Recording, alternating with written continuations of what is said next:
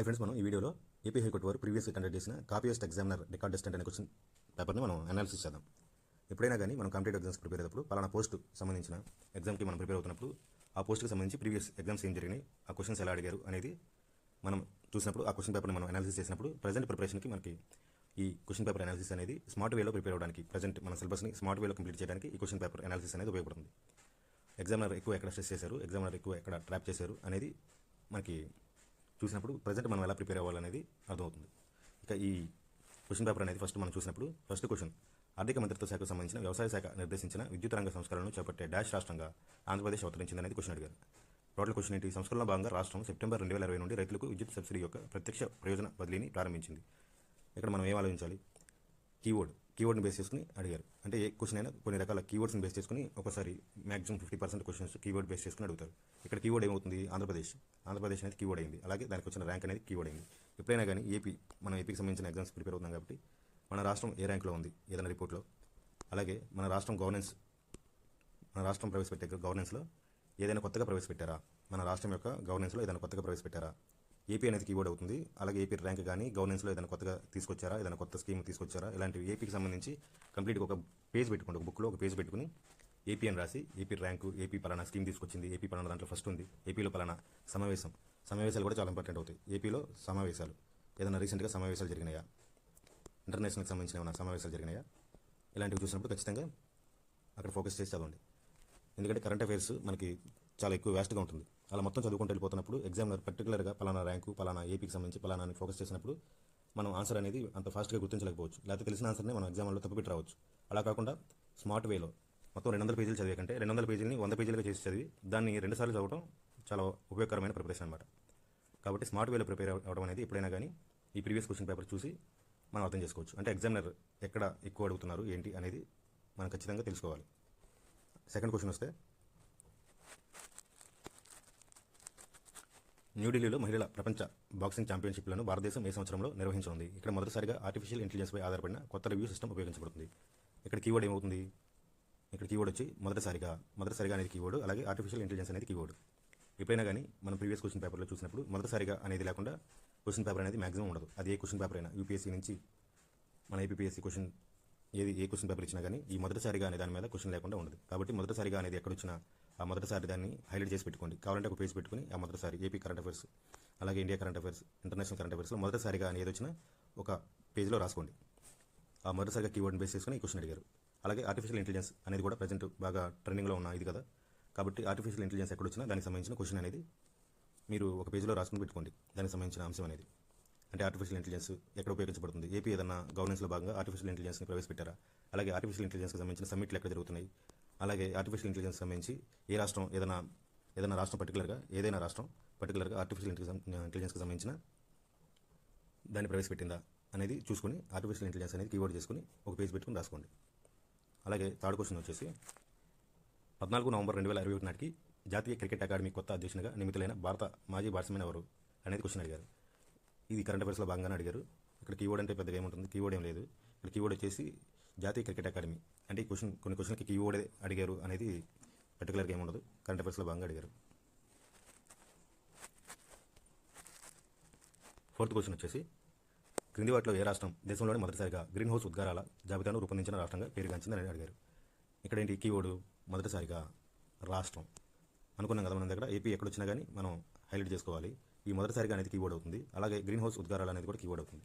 కాబట్టి ఈ మొదటిసారిగా అనేది ఎప్పుడైనా కరెంట్ అఫైర్స్లో పర్టికులర్గా రాసుకుని పెట్టుకోమని చెప్పాం కదా, అలా అడిగిన క్వశ్చన్ ఇది.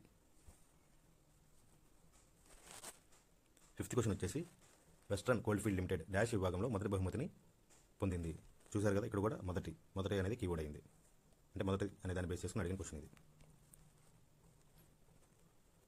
సిక్స్త్ క్వశ్చన్, తూర్పుగోదావరి జిల్లా ప్రాంతం రాజమండ్రిలో గల సరస్సు పేరు ఏమిటి?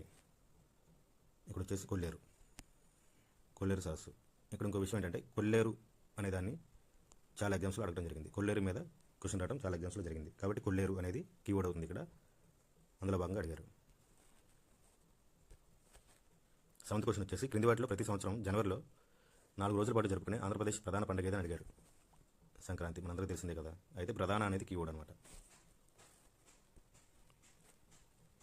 ఎయిత్ క్వశ్చన్ వచ్చేసి, అక్టోబర్ 2019 నుంచి డిసెంబర్ 2021 మధ్య ఆంధ్రప్రదేశ్లో ఎఫ్డీఐ ఇన్ఫ్లోలు $450.86 మిలియన్లుగా ఉన్నాయి. ఎఫ్డీఐ ఇన్ఫ్లోల పరంగా భారతదేశంలో ఆంధ్రప్రదేశ్ స్థానం. ఇక్కడ అనుకున్నాం కదా, ఆంధ్రప్రదేశ్ ర్యాంక్ అనేది కీవర్డ్ అవుతుంది ఎప్పుడైనా కానీ. దాంట్లో భాగంగా ఈ క్వశ్చన్ అడిగారు.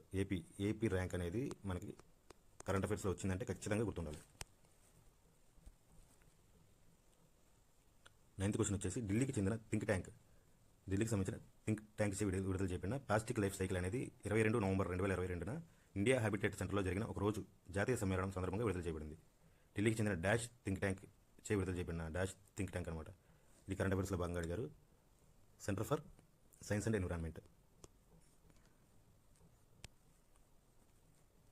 10th క్వశ్చన్ వచ్చేసి జూలై 2020లో ముఖ్యమంత్రి వైఎస్ జగన్మోహన్ రెడ్డిచే విస్తరించిన వైఎస్ఆర్ ఆరోగ్యశ్రీ పథకాన్ని ప్రారంభించారు. ఇది డాష్ కంటే ఎక్కువ ఖర్చుతో కూడిన ప్రొసీజర్లను కవర్ చేస్తుంది.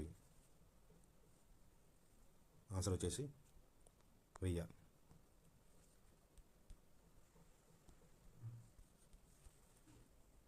ఇంకోటి, భారతదేశంలో ఏ ఆవిష్కరణలో సెప్టెంబర్ 2015లో రాష్ట్ర వ్యాప్త సంస్థ ఈ గవర్నెన్స్ ఆర్కిటెక్చర్ను అమలు చేసి రూపొందించిన మొదటి రాష్ట్రంగా అవతరించింది. భారతదేశంలో క్రింది ఏ ఆవిష్కరణతో సెప్టెంబర్ 2015లో రాష్ట్ర వ్యాప్త సంస్థ ఈ గవర్నెన్స్ ఆర్కిటెక్చర్ను అమలు చేసి రూపొందించిన మొదటి రాష్ట్రంగా ఆంధ్రప్రదేశ్ అవతరించింది అనేది question.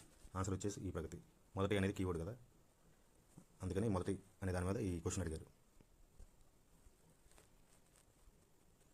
World population prospect report 12 question చూస్తే, వరల్డ్ పాపులేషన్ ప్రాస్పెక్ట్ రిపోర్ట్ 2022 ప్రకారం ప్రపంచ జనాభా 15 నవంబర్ 2022 నాటికి ఎన్ని బిలియన్లకు చేరుకుంటుందని అంచనా వేయబడింది.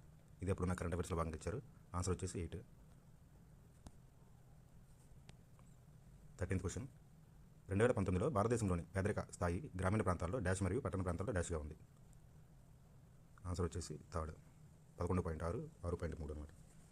ఇది పేదరికం మీద అప్పుడు ఇచ్చిన రిపోర్ట్ ప్రకారం అడిగారు. అంతకుముందు 2019 మేబీ 2020లో కానీ 2021లో కానీ ఇచ్చుంటారు. అందులో భాగంగా అడిగిన కరెంట్ అఫైర్స్ అనమాట ఇది.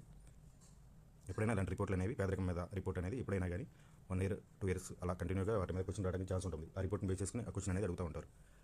ఆ 1 year 2 yearsలో వచ్చే అన్ని క్వశ్చన్ పేపర్స్లో మేబీ ఆ క్వశ్చన్ రావడానికి ఛాన్స్ ఉంటుంది. క్వశ్చన్ నెంబర్ 14 వచ్చేసి 1784లో డాష్ చే స్థాపించబడిన ఆసియాటిక్ సొసైటీ ఆఫ్ బెంగాల్ అనేక భారతీయ మనుస్క్రిప్ట్ల సవరణను మరియు ముద్రణ మరియు అనువాదాన్ని చేపట్టింది అనేది క్వశ్చన్ అడిగారు. 1784లో డాష్ చే స్థాపించబడిన ఆసియాటిక్ సొసైటీ ఆఫ్ బెంగాల్. ఇక్కడ కీవర్డ్, ఇక్కడ కూడా మన కీవర్డ్ అనేది గమనించవచ్చు. ఇక్కడ కీవర్డ్ ఏమవుతుంది, ఆసియాటిక్ సొసైటీ ఆఫ్ బెంగాల్ అనేది కీవర్డ్. అలాగే సర్ విలియం జోన్స్ అనేది కూడా కీవర్డ్. అంటే సర్ విలియం జోన్స్ మీద అంతకుముందు క్వశ్చన్స్ వచ్చినాయి. అలాగే ఆసియాటిక్ సొసైటీ ఆఫ్ బెంగాల్ అనేది ఇక్కడ కీవర్డ్ అవుతుంది. అలాగే మనుస్క్రిప్ట్ అనేది కీవర్డ్ అవుతుంది. అంటే వీటిని బేస్ చేసుకుని క్వశ్చన్ అనేది అడుగుతారనమాట. ఆసియాటిక్ సొసైటీ ఆఫ్ బెంగాల్ అనే దాని మీద అనేక ప్రీవియస్ క్వశ్చన్లు వచ్చినాయి. 15వ క్వశ్చన్ వచ్చేసి క్రింది వాటిలో ఏ గుహలు 3229 మీటర్ల పొడవును కలిగి ఉంటూ మేఘాలయలోని క్రైమ్ లియాట్ ప్రో గుహల తర్వాత భారత ఉపఖండంలో 2వ అతిపెద్ద గుహలుగా నిలిచాయి? బెలూంగ్ గుహలు. బెలూంగ్ గుహలు వచ్చేసి ఏపీలోనే కదా ఉండేది. బెలూంగ్ గుహలు ఏపీలోనే కదా. ఇక్కడ ఒక విషయం చూడాలి. ఎగ్జామ్లో ఏం చేస్తారంటే ఒక్కోసారి వికీపీడియాని తీసుకుని ఆ వికీపీడియాలో డైరెక్ట్గా వచ్చేసిన దాన్ని ఆ వికీపీడియాలో ఇచ్చిన ఏదైతే ఉంటుందో దాన్ని బేస్ చేసుకుని క్వశ్చన్ అనేది ఫ్రేమ్ చేసేస్తున్నారు.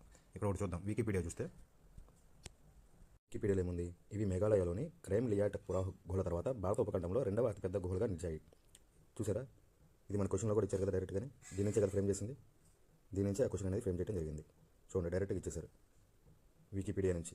ఇది మీకు ఏ బుక్లో దొరుకుతుంది? బెలూంగ్ గుహల గురించి డైరెక్ట్గా మనకి ఏపీకి సంబంధించి ఏ మెటీరియల్లో కూడా ఏ పబ్లికేషన్ ముద్రించిన ఏ బుక్లో కూడా ఈ మ్యాటర్ అనేది ఉండదు. అలాంటిది ఎగ్జామినర్ వికీపీడియా నుంచి ఇచ్చేశారు.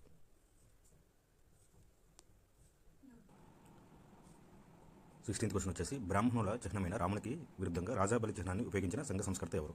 దీని ఆన్సర్ వచ్చేసి జ్యోతిబా పూలే. 17వ క్వశ్చన్ వచ్చేసి 1892లో బ్రిటన్లో మొదటి భారత పార్లమెంట్ సభ్యునిగా ఎవరు ఎన్నికయ్యారు? ఆన్సర్ వచ్చేసి దాదాబాయి నౌరోజీ. చూశారు కదా, ఇక్కడ కూడా ఏది అడిగారు మొదటి. ఈ 16th క్వశ్చన్లో వచ్చేసి సంఘ సంస్కర్త అనేది కీవర్డ్ అవుతుంది. సంఘ సంస్కర్త అనేది కీవర్డ్. అలాగే 17th క్వశ్చన్ వచ్చేసి 1892లో బ్రిటన్లో మొదటి భారత పార్లమెంట్ సభ్యునిగా ఎవరు ఎన్నికయ్యారు అనేసి అడిగారు. ఎవరు ఎన్నికయ్యారు? దాదాబాయి నౌరోజీ. ఆన్సర్ వచ్చేసి దాదాబాయి నౌరోజీ. 1892లో బ్రిటన్లో మొదటి భారత పార్లమెంట్ సభ్యునిగా ఎవరు ఎన్నికయ్యారు? ఇక్కడ మొదటి అనేది కీవర్డ్ అవుతుంది. 18th క్వశ్చన్ వచ్చేసి క్రింది వాటిలో ఏ హిల్ స్టేషన్ సముద్ర మట్టానికి 1000 మీటర్ల ఎత్తులో ఉంది? ఆంధ్రప్రదేశ్లోని ఈ హిల్ స్టేషన్ దాని దట్టమైన అడవులు మరియు గడ్డకట్టే ఉష్ణోగ్రతల కారణంగా ఆంధ్ర కాశ్మీర్గా కూడా ప్రసిద్ధి చెందింది. ఆన్సర్ వచ్చేసి లంబసింగి. ఆన్సర్ అనేది లంబసింగి అనమాట. 19th క్వశ్చన్ వచ్చేసి భారతదేశంలో వ్యవసాయ గణన ప్రతి 2 సంవత్సరాలకు ఒకసారి నిర్వహించబడుతుంది. వ్యవసాయీకరణ ఎన్ని సంవత్సరాలకి నిర్వహించబడుతుందండి? ఆన్సర్ వచ్చేసి 5 సంవత్సరాలకి ఒకసారి నిర్వహించబడుతుంది. 20 క్వశ్చన్ వచ్చేసి 30 జూన్ 2022న న్యూఢిల్లీలోని విజ్ఞాన్ భవన్లో జరిగిన కార్యక్రమంలో ప్రధాని నరేంద్ర మోదీ పాల్గొన్నారు. ఆ కార్యక్రమం పేరేంటి? ఇది కరెంట్ అఫైర్స్. ఉద్యమి భారత్. ఆన్సర్ వచ్చేసి ఉద్యమి భారత్. 21 క్వశ్చన్ అప్పుడు కరెంట్ అఫైర్స్ పరంగా అడిగారు. 2022 జనవరిలో రాష్ట్ర ప్రభుత్వ ఉద్యోగుల పదవీ విరమణ వయసును ఎన్ని సంవత్సరాలకు పెంచారనేసి అడిగారు. ఎన్ని సంవత్సరాలకు పెంచారు? 62 కదా. 22 క్వశ్చన్ ఆంధ్రలో ప్రత్యేక రాష్ట్ర డిమాండ్ కోసం 1952లో అమర నిరాహార దీక్ష. 28 క్వశ్చన్ 30 జూన్ 2022న న్యూఢిల్లీలో విజ్ఞాన్ భవన్లో జరిగిన కార్యక్రమంలో ప్రధాని నరేంద్ర మోదీ పాల్గొన్నారు. ఆ కార్యక్రమం పేరు? ఈ కరెంట్ అఫైర్స్లో భాగంగా అడిగారు. ఉద్యమి భారత్. 2022 జనవరిలో రాష్ట్ర ప్రభుత్వ ఉద్యోగుల పదవీ విరమణ వయసును ఎన్ని సంవత్సరాలకు పెంచుతున్నట్లు ముఖ్యమంత్రి వైఎస్ జగన్మోహన్ రెడ్డి ప్రకటించారు. ఇది ఇంతకుముందు ఎన్ని సంవత్సరాలుగా ఉండేది? అది అప్పుడున్న కరెంట్ అఫైర్స్ని బట్టి అడిగారు. 62, 60 ఆన్సర్. అలాగే ఆంధ్రలో ప్రత్యేక రాష్ట్ర డిమాండ్ కోసం 1952లో ఆమర నిరాహార దీక్ష చేసిన స్థానిక నాయకుడి పేరు తెలపండి అనేసి అడిగారు. తెలిసిందే కదా, పొట్టి శ్రీరాములు. పొట్టి శ్రీరాములు కూడా కీవర్డ్ అవుతుంది. అంటే ఆయనకు ఎగ్జామ్లో పొట్టి శ్రీరాములు పొట్టి శ్రీరాములు గారిని బేస్ చేసుకుని క్వశ్చన్ అడిగారు అనమాట. ఇంకోటి 23 క్వశ్చన్ 1900 సంవత్సరాల క్రితం పరిపాలించిన మరియు బౌద్ధ మండలిని నిర్వహించిన అత్యంత ప్రసిద్ధ కుషాణ పాలకుడి పేరు తెలపండి. ఆన్సర్ కనిష్క. కనిష్క అనేది కీవర్డ్ అవుతుంది. ఒక్కోసారి కనిష్కని బేస్ చేసుకుని క్వశ్చన్ అడిగారు.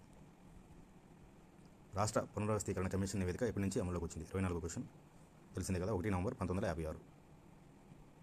అలాగే 25 క్వశ్చన్ సామ్రాజ్యవాదుల నుండి స్వాతంత్రం సాధించడానికి ఇది నిశ్చయమైన మార్గమని భావించి మోడ్రన్ ప్రొడక్షన్లో యువకులకు శిక్షణ ఇవ్వడానికి మచిలీపట్నంలో ఆంధ్ర జాతీయ కళాశాలను స్థాపించింది ఎవరని అడిగారు. ఆన్సర్ హనుమంతరావు. ఇక్కడ కీవర్డ్ ఏంటనేది మనకి ఎలా తెలుస్తుందంటే, కీవర్డ్ చూడండి, ఇక్కడ కీవర్డ్ వచ్చి ఆంధ్ర జాతీయ కళాశాల కీవర్డ్. అంటే దీన్ని బేస్ చేసుకుని చాలా క్వశ్చన్ అడిగారు అంతకుముందు ప్రీవియస్లో. 26 క్వశ్చన్ వచ్చేసి ఏప్రిల్ 2022లో భారతదేశం మరియు ఫిన్లాండ్ డాష్పై ఇండో ఫిన్నిష్ వర్చువల్ నెట్వర్క్ సెంటర్ను స్థాపించాయి మరియు ఇది 2 దేశాల అవసరాలను పరిష్కరించడానికి వినూత్న పరిశోధన మరియు అభివృద్ధి ప్రాజెక్టులను ప్రోత్సహించేందుకు ప్రయత్నిస్తుంది. Answer quantum computing. Quantum computing అనేది కీవర్డ్ అవుతుంది. అంటే క్వాంటమ్ కంప్యూటింగ్ మీద చాలా వరకు క్వశ్చన్లు వచ్చినాయి ప్రీవియస్ క్వశ్చన్ పేపర్లో కూడా. అందుకని ఇక్కడ క్వాంటమ్ కంప్యూటింగ్ అనేది కీవర్డ్ అవుతుంది. అందులో అది కరెంట్ అఫైర్స్లో భాగంగా కూడా అడిగారు. 27 క్వశ్చన్ వచ్చేసి 1951లో జనసంఘని భారతీయ జనసంఘని ఎవరు స్థాపించారనేది అడుగుతున్నారు. వచ్చేసి శ్యాంప్రసాద్ ముఖర్జీ. కీవర్డ్ అంటే ఏదైనా ఈ సంస్థలను స్థాపించింది ఎవరు అనేది కీవర్డ్. అంటే సంస్థలు అనే వాటి మీద ఖచ్చితంగా క్వశ్చన్లు ఉంటాయి. మన హిస్టరీలో చూసుకుంటే పలానా సంస్థను ఎవరు స్థాపించారనేది చాలాసార్లు క్వశ్చన్ వచ్చింది. కాబట్టి ఇక్కడ సంస్థ అనేది కీవర్డ్ అవుతుంది. అలాగే ఒకసారి ఆ ఇయర్ అడుగుతారు, ఆ ఇయర్ అనేది కీవర్డ్ అవుతుంది. 28 క్వశ్చన్ వచ్చేసి దేశంలోని ప్రతిభను పెంచి పోషించినందుకు మరియు లింగ సమానత్వాన్ని సమర్థించినందుకు ఏ భారతీయ లాంగ్ జంప్ క్రీడాకారిణి ప్రపంచ అథ్లెటిక్ ద్వారా ఉమెన్ ఆఫ్ ది ఇయర్ అవార్డును పొందారు అంటే అంజు బాబీ జార్జ్. ఇది అప్పుడున్న కరెంట్ అఫైర్స్ని బట్టి అడిగారు. అప్పుడున్న కరెంట్ అఫైర్స్ని బట్టి ఇక్కడ లింగ సమానత్వం అనేది కీవర్డ్ అవుతుంది. అలాగే క్రీడాకారిణి అంటే ప్రతి క్రీడలకు సంబంధించిన కరెంట్ అఫైర్స్లో మనకి క్వశ్చన్ రావడానికి ఛాన్స్ ఉంటుంది కాబట్టి క్రీడాకారిణి అడిగారు. అలాగే ఈ లింగ సమానత్వం అనేది కీవర్డ్. లింగ సమానత్వం మీద అనేక ఎగ్జామ్స్లో అది కరెంట్ అఫైర్స్లో కానీ అలాగే జీకే పాయింట్ ఆఫ్ వ్యూలో కానీ క్వశ్చన్స్ రావడం జరిగింది. అలాగే ఇంకో కీవర్డ్ ఏమవుతుంది, women of the year. Women of the year award అనేది కూడా కీవర్డ్. ఈ ఉమెన్ ఆఫ్ ది ఇయర్ని బేస్ చేసుకుని కూడా క్వశ్చన్ ఇచ్చారనమాట. 29th క్వశ్చన్ వచ్చేసి 130 సంవత్సరాల క్రితం నవాబ్ వికార్ ఉల్ ఉమ్రా నిర్మించిన ప్యాలెస్ పేరు తెలపండి. ఈ ప్యాలెస్ 32 ఎకరాల విస్తీర్ణంలో 2000 అడుగుల ఎత్తైన కొండపై ఉంది. ఇటాలియన్ మరియు ట్యూడర్ నిర్మాణ శైలి కలబోతుగా ఇది ఉంటుంది. ఆన్సర్ వచ్చేసి ఫలక్నామా ప్యాలెస్. 30 క్వశ్చన్ వచ్చేసి కేంద్ర ఆరోగ్య మంత్రి డాక్టర్ మన్సుఖ్ మాండవీయ 13 సెప్టెంబర్ 2022న national institute of essential medicines అంటే NLEM అనేది ప్రచురించారనమాట. దానిలో ఎన్ని ఔషధాలు ఉన్నాయి, ఆ జాబితాలో ఎన్ని ఉన్నాయి అనేది అడిగారు. ఇక్కడ NLEM అనేది కీవర్డ్ అవుతుంది. NLEM అనేది కీవర్డ్ అవుతుంది. అంటే ఈ సంస్థ ప్రచురించింది, అంటే దీన్ని ప్రచురించారనమాట. NLEM అనే దాన్ని ప్రచురించారు. దాంట్లో ఎన్ని ఔషధాలు ఉన్నాయన్నారు 384. ఇక్కడ NLEM అనేది కీవర్డ్. అంటే ఆ టైంలో కరెంట్ అఫైర్స్లో భాగంగా ఇది వార్తల్లో ఉంది కాబట్టి అడిగారు. 31 క్వశ్చన్ వచ్చేసి రాజస్థాన్లోని బిల్తెక్కి చెందిన నృత్య కళాకారులు ప్రదర్శించే నృత్యం పేరు ఏమిటి? అలాగే ఈ నృత్య రూపంలో నృత్య కళాకారులు భారీ వృత్తాకారంలో కదులుతారు. దరువులు ప్రధానంగా కర్రలతో కొట్టినప్పుడు వచ్చే శబ్దాలకు అనుగుణంగా కొంతమంది ప్రదర్శకులు ఒకే బీట్లో వృత్తం నుండి బయటకు వెళ్ళి మిగిలిన వారు ముందుకు వస్తూ అలాగే తదుపరి బీట్లో తిరిగి మారుతూ ఉంటారు. ఆన్సర్ వచ్చేసి దీనికి గైర్. ఇది ఎలా అడిగారు? నృత్యాలు అనే టాపిక్ ఉంది కదా, నృత్యాలు అనే అంశాన్ని బట్టి అడిగారు అనమాట. మనకి సిలబస్లో ఉంది కాబట్టి దాన్ని బట్టి అడిగారు. 32 క్వశ్చన్ వచ్చేసి 22 నవంబర్ 2022న పెస్ట్ కంట్రోల్ ఆపరేటర్కు మాత్రమే డాష్ అనే వివాదాస్పద ప్లాంట్ కెమికల్ వినియోగాన్ని నియంత్రిస్తూ కేంద్ర ప్రభుత్వ నోటిఫికేషన్పై ఢిల్లీ హైకోర్టు 3 నెలల పాటు స్టే విధించింది. ఇక్కడ ఒకటి గమనించాలి, కరెంట్ అఫైర్స్లో భాగంగా ఇలా ఏదైనా కెమికల్ని నిషేధించడం, కెమికల్ అనేది కీవర్డ్ అవుతుంది. ఎక్కడైనా కెమికల్ని నిషేధం కానీ నియంత్రణ కానీ అలా ఉన్నప్పుడు వార్తల్లో అది ఖచ్చితంగా క్వశ్చన్ రావడానికి ఛాన్స్ ఉంటుంది. ఇక్కడ వివాదాస్పదం అనేది కూడా కీవర్డ్ అవుతుంది. అంటే ఇలా వివాదాస్పదం, కెమికల్ని నిషేధించడం, ఇలా ఏదైనా హైకోర్టు ఇలాంటి దాంట్లో ఇన్వాల్వ్ అవడంతో పాటు ఇలాగేమైనా స్టే విధించినప్పుడు అప్పుడు ఈ టాపిక్ అనేది క్వశ్చన్ రూపంలో రావడానికి ఛాన్స్ ఉంటుంది. కాబట్టి ఇలాంటివి వచ్చినప్పుడు పర్టికులర్గా అంటే కరెంట్ అఫైర్స్ అలా చదివటం కాకుండా ఫ్లోలో ఎలా విడగొట్టుకుని చదవాలి అనే దాని గురించే ఈ వీడియోలో నేను పర్టికులర్గా చెప్తున్నాను అనమాట. 33వ క్వశ్చన్ వచ్చేసి ఈజ్ ఆఫ్ డూయింగ్ బిజినెస్ గురించి అడిగారు అనమాట. ఇది 2021లో ఏ ర్యాంక్లో ఉందనేసి అడుగుతున్నారు. ఈజ్ ఆఫ్ డూయింగ్ బిజినెస్లో ఆంధ్రప్రదేశ్ 2021లో ఏ స్థానంలో ఉందనేసి అడుగుతున్నారు. అంటే దీనిలో భాగంగా ఉందనేసి అడుగుతున్నారు. దీనిలో భాగంగా ఉంది ఈజ్ ఆఫ్ డూయింగ్ బిజినెస్లో వ్యాపార సంస్కరణ కార్యాచరణ ప్రణాళికలో భాగంగా ఉందన్నమాట. సాధారణంగా రాజస్థాన్లోని మహిళలు సమీపంలోని బావి నుండి నీటిని తోడటం మరియు ఆ నీటిని వారి ఇళ్లకు తిరిగి తీసుకెళ్ళడం వంటి సమయాల్లో పాడే పాటలను ఏమంటారు? పానీహరి అంటారు అన్నమాట. నెక్స్ట్ క్వశ్చన్ అడుగుతున్నారు. ఏమని పిలుస్తారంటే పానీహరి అనేది క్వశ్చన్ ఆన్సర్ అనమాట. 33వ క్వశ్చన్ వచ్చేసి వరంగల్లో కాకతీయ రాజ్యం నిర్మించిన ఆర్చ్ గేట్వే డాష్ ఇది 12వ శతాబ్దంలో నిర్మించిన చారిత్రాత్మక కట్టడం అనేసి అడుగుతున్నారు. కళాతోరణం. ఆన్సర్ వచ్చేసి కళాతోరణం. 36వ క్వశ్చన్ వచ్చేసి centre for monitoring Indian economy నుండి వచ్చిన డేటా ప్రకారం గ్రామీణ మరియు పట్టణ ప్రాంతాల్లో కార్మికులు పాల్గొనడం పెరిగిన కారణంగా భారతదేశ నిరుద్యోగత రేటు సెప్టెంబర్ 2022లో ఎంత శాతానికి పడిపోయిందని అడుగుతున్నారు. ఎంత శాతానికి? 6.43. ఇక్కడ అప్పుడు నిరుద్యోగం గురించిన రిపోర్ట్ ఇచ్చి ఉంటారు, అందుకని ఆ నిరుద్యోగానికి సంబంధించిన క్వశ్చన్ అనేది రావడం జరిగింది. 37వ క్వశ్చన్ వచ్చేసి ఆంధ్రప్రదేశ్ ముఖ్యమంత్రి 3 ప్రాజెక్టుల శంకుస్థాపన చేశారు మరియు 23 జూన్ 2022న వికృతమాల గ్రామంలోని డాష్లో మార్కు కంపెనీల అనేక యూనిట్లను ప్రారంభించారు.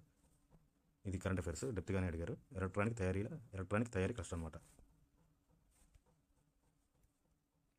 2011 జనాభా లెక్కల ప్రకారం ఈ క్రింది ఏ రాష్ట్రంలో అత్యధిక బౌద్ధ జనాభా ఉంది?